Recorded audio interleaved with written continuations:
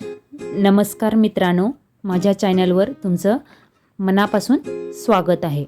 जर तुम्हाला रांगोळी आवडत असेल तर व्हिडिओ शेवटपर्यंत नक्की पहा।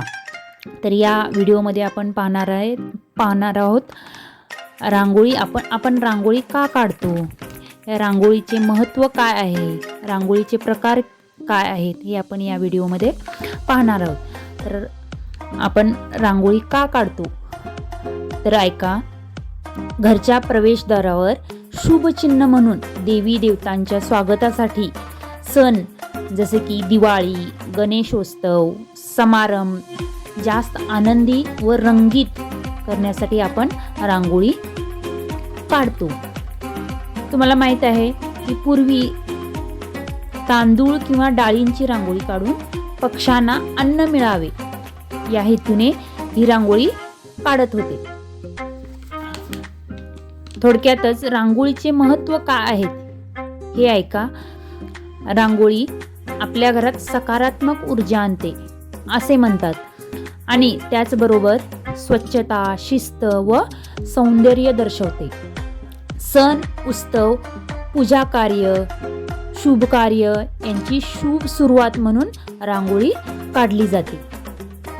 त्याचप्रमाणे पाहुण्यांचे आदर व्यक्त करण्यासाठी पण आपण रांगोळी काढतो। आता रांगोळीचे प्रकार काय आहेत, जसं की आपण टिपक्यांची रांगोळी काढतो, फुलांची रांगोळी काढतो, रंगांची रांगोळी, साधी रेषांची रांगोळी जसे की आपण त्याला कोलम पण बोलतो। जी आपण साधी रांगोळी काढतो त्याला कोलम पण बोलतो। जसं की साधी रांगोळी 1-2 दिवस टिकते। रंग भरून जी आपण रांगोळी काढतो ती 2 ते 4 दिवस राहते। फुलांची रांगोळी 1 दिवस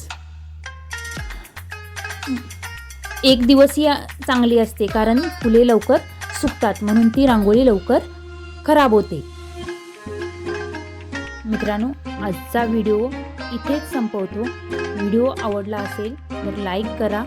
अशाच व्हिडिओसाठी चॅनल सबस्क्राईब करून ठेवा आणि हो, बेल आयकॉन दाबायला विसरू नका। पुन्हा भेटूया पुढच्या व्हिडिओमध्ये। धन्यवाद।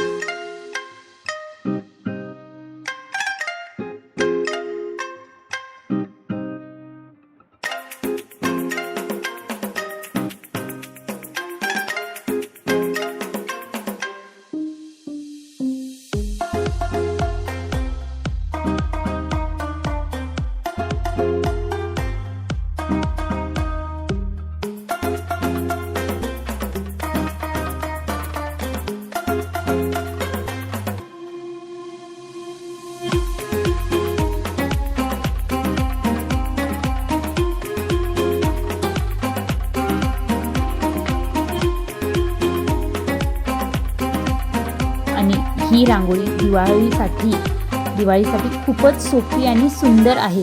मी पण ही दिवाळीमध्येच काढलेली रांगोळी आहे। यासाठी मी केशरी, निळा, हिरवा, पिवळा, काळ्या रंगाने त्याला बॉर्डर दिली आहे।